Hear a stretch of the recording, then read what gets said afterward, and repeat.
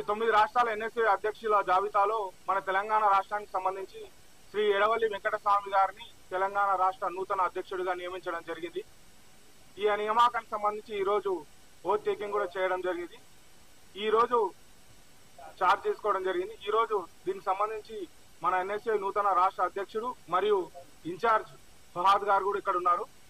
దీనికి సంబంధించి మీడియా మిత్రుల సమావేశం ముఖ్య ఉద్దేశం ఈ రోజు చార్జ్ తీసుకోవడం జరిగింది కాబట్టి మీడియా మిత్రులతో ఒకసారి మాట్లాడాలని చెప్పి ఎన్ఎస్ఏ నూతన అధ్యక్షుడు ఎడవల్లి వెంకటస్వామి గారిని కోరుతున్నాం.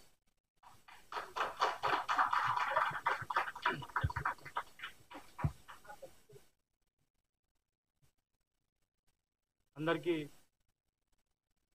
నమస్కారం. ఇక్కడ ఉన్నటువంటి నా మిత్రులు కానీ, మా అన్నలు కానీ, నా శ్రేయోభిలాషులు కానీ, ఇక్కడ ఉన్న అందరికీ నమస్కారం.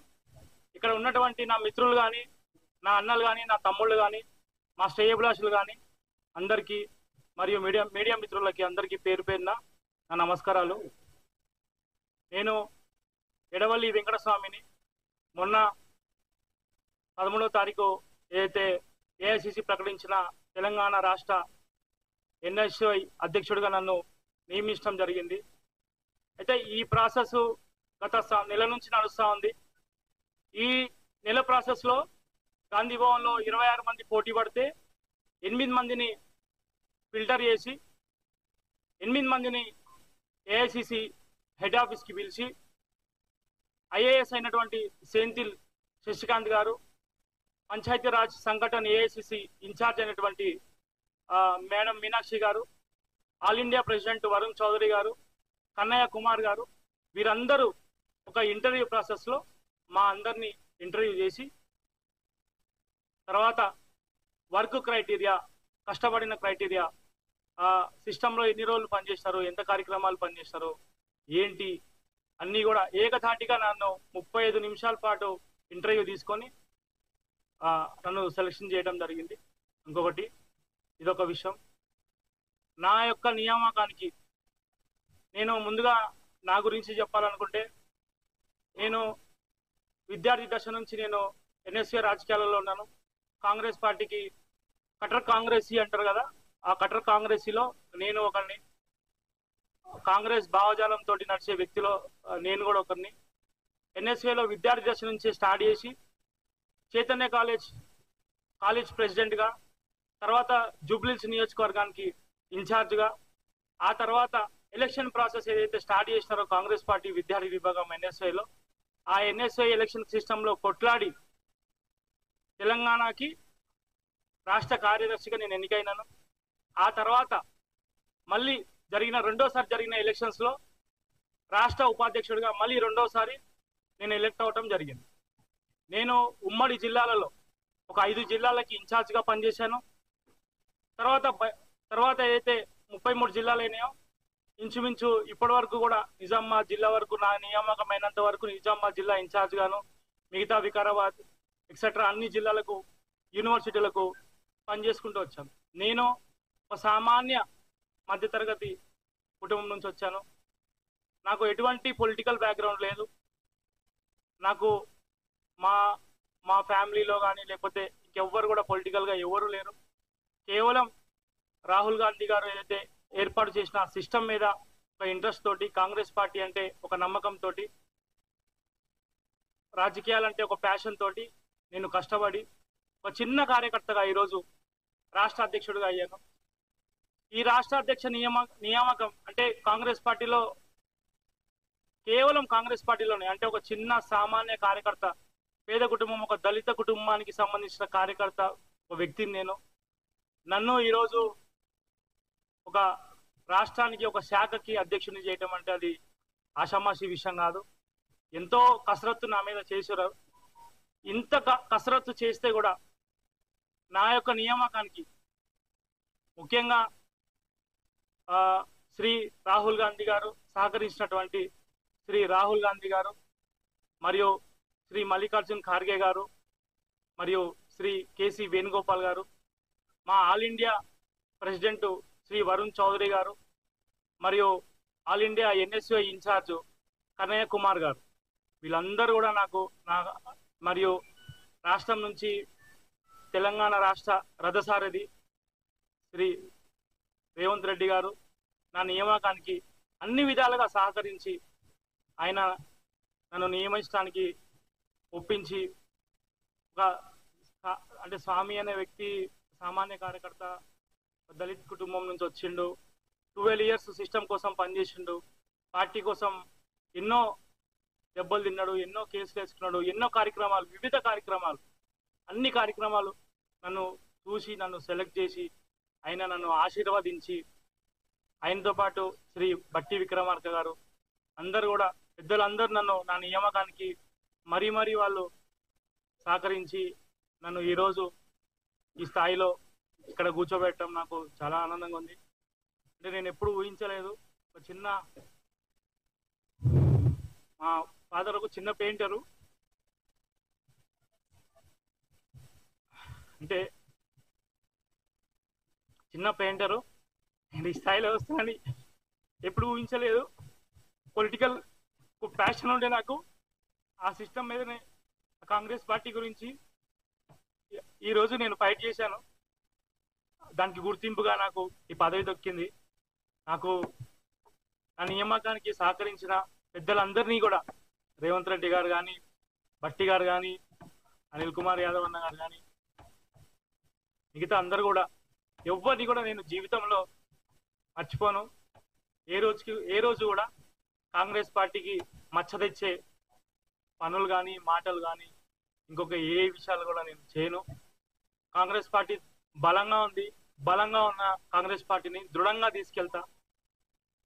ఖచ్చితంగా ప్రతి ఒక్క కార్యకర్తని నాతో పాటు కలుపుకొని ప్రతి జిల్లా, ప్రతి నియోజకవర్గం, ప్రతి మండలం, ప్రతి కాలేజు, ఎందుకంటే నేను గ్రౌండ్ లెవెల్లో ఎస్ఆర్ నగర్ లో బ్యానర్లు కట్టి రోడ్డు మీద పడుకున్న స్టేజ్ నుంచి గాంధీ భవన్ కి ప్రెసిడెంట్ గా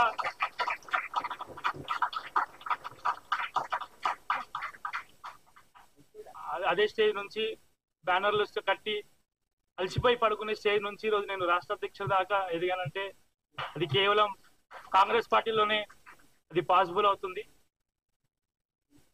రాజకీయాలలో అంటే నేను చాలా వరకు ఎక్కువ నేను ట్రావెల్ చేసింది శ్రీ అనిల్ కుమార్ యాదవ్ గారు.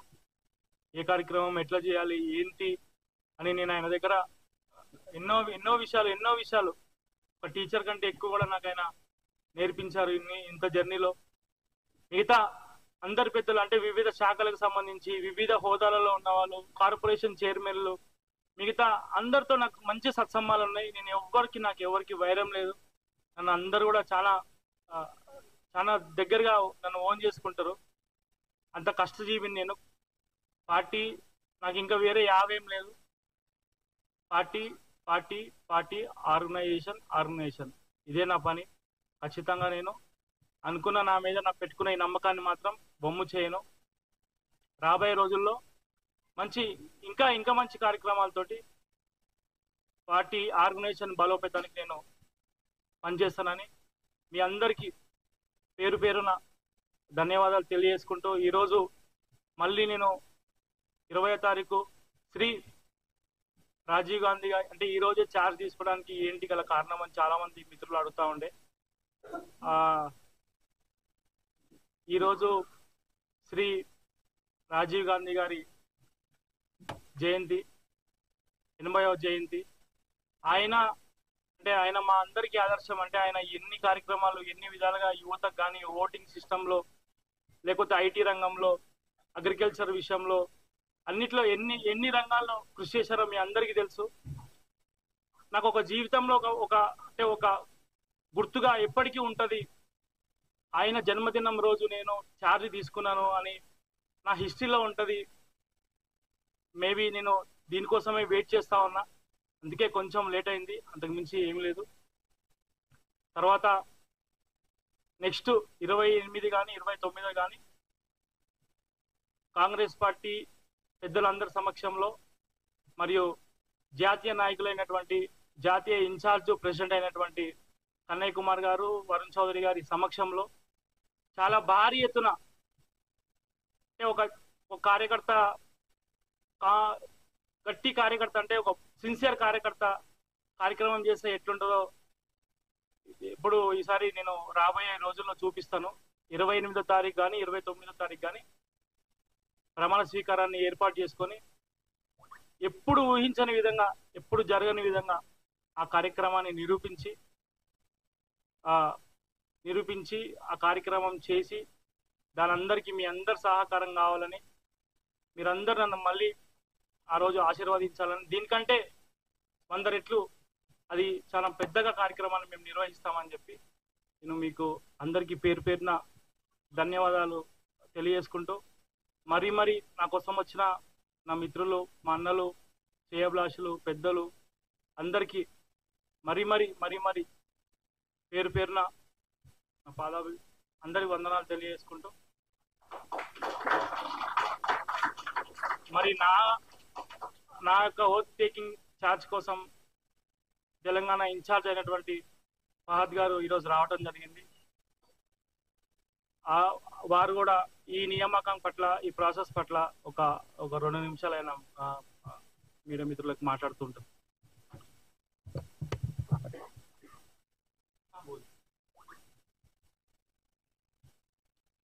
सब लोग को मेरा नमस्ते।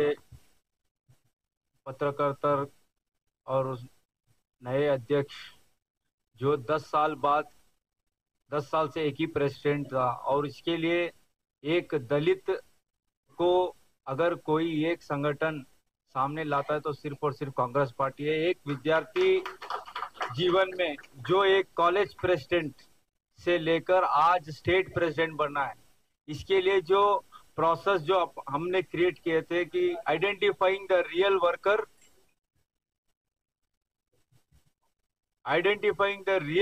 who is in the ground level, reaching to the student, has become the president of Telangana state. Earlier, before 1 month, we had a process in the same Gandhi Bhavan. हमने इधर ही एक प्रोसेस स्टार्ट किया था। 15 लोग उसमें interview दिए थे।